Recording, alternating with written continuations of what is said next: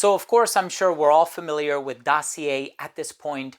They make really inexpensive alternatives to some more expensive designer or niche fragrances. Here we are dealing with one of the top designers, and of course that's Tom Ford. I love Tom Ford. I have so many from the brand. Here is their interpretation of Metallique. This is Powdery Hawthorne. I've done a review of Metallique many years ago when the fragrance first came out. So I'm going to be letting you know what I think of this release from Dossier, which is super inexpensive, in just a moment. So make sure to stay tuned.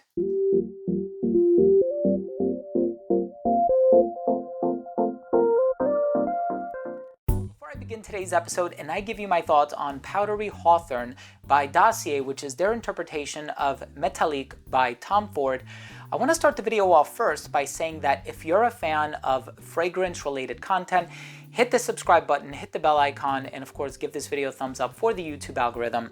It would really mean a lot to me. Now, I'm sure you know if you've watched my review of it, if you even remember, because it's been a number of years now, and I haven't worn Metallique in many years, so I must confess that.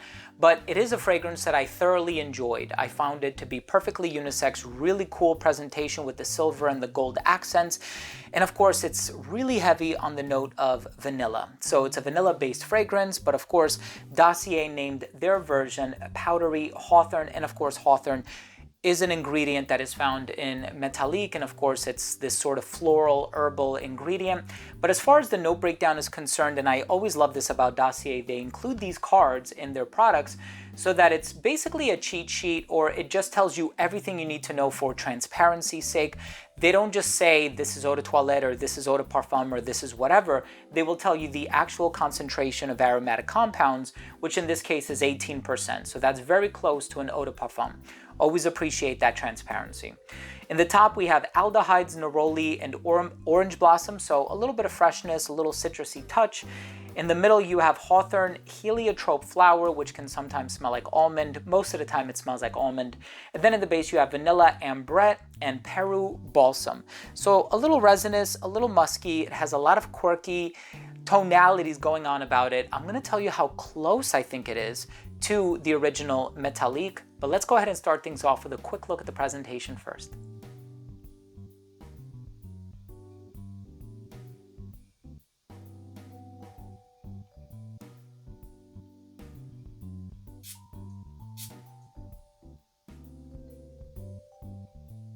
Now, kind of as I mentioned before, as soon as this fragrance opens up, you are going to get that brightness. As far as the aldehydes are concerned, thankfully, you're not going to get them too strongly. And I believe I said the same thing in my review of Tom Ford's Metallique, where, aldehydes are typically associated with fragrances like Chanel's No. 5, right? And it kind of gives it like this old world vintage feel.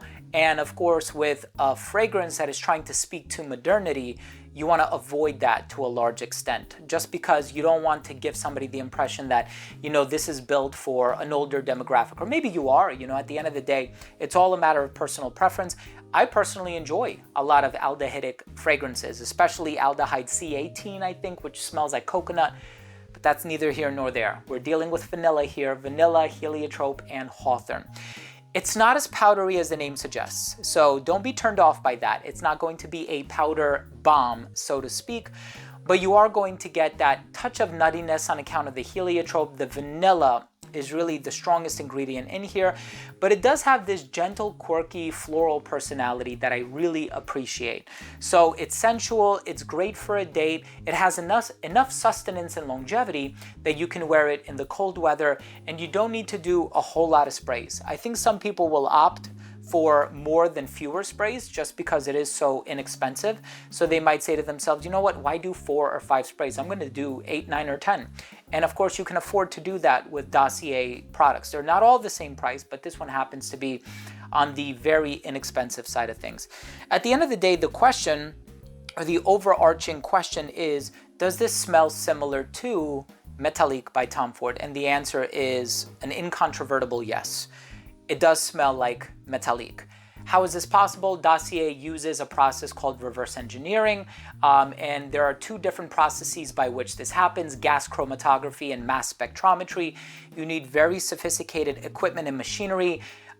in order to perform this task, but also to understand the results that the machines spit out.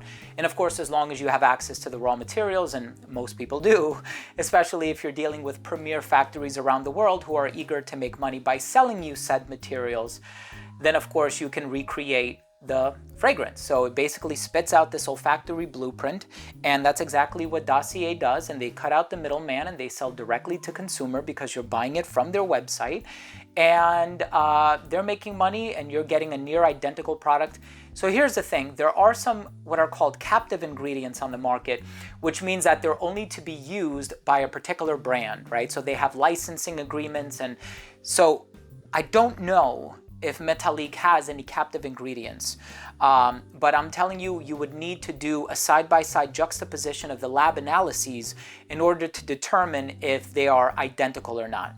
As far as I'm concerned, it's like a 98% match because it's conjuring up the same memories. It did immediately remind me of Metallique. Job well done. Dossier hit the nail on the head with this one, and I think they produced a product that I think is incredibly close to Metallique. Try it for yourself. You don't have to take my word for it. They have a fantastic return policy. If you're not satisfied with it, there's always a way for you to get your money back. All of the links are going to be down below. Not affiliate links. I don't make any commission from you purchasing this product. So I do want to be transparent with that. Let's go ahead and finish things off with my overall assessment. So first up, in terms of the uniqueness and the overall smell, well, this fragrance is not unique because it is an inspiration of Tom Ford's Metallique. But at the end of the day, very close. Very mass appealing. I mean, vanilla, heliotrope, citrus, what's not to like about it? Longevity on this one is a solid 8 hours on skin. Projection was really good. For the first hour of application, it radiated just a little bit beyond an arm's length. It became an elbow's length scent right around hour 5.5 or 6, a skin scent right around hour 8. In terms of the versatility, this fragrance is, for the most part, quite versatile. I think the longevity is good enough that you can wear it in the cold weather, but I don't think it's too heavy-handed on the vanilla that you can't wear it in the hot weather. So it's pretty versatile, all things considered. Unisex, would appeal to anybody of any age. Because of the price point, you can wear this one casually, but because of the elegant nature of the smell, you can wear it formally as well. And of course, as far as the presentation is concerned, I've reviewed way too many dossiers to get into it again. My final verdict on this fragrance is, it's awesome. It's a great take on Tom Ford's Metallique.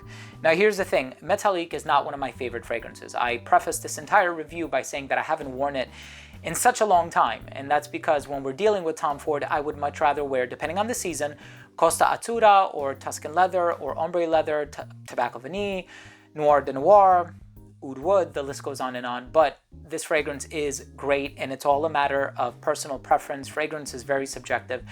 Try it for yourself. Hey, thanks for watching. That was my review of Powdery Hawthorne. Not so powdery, more vanillic.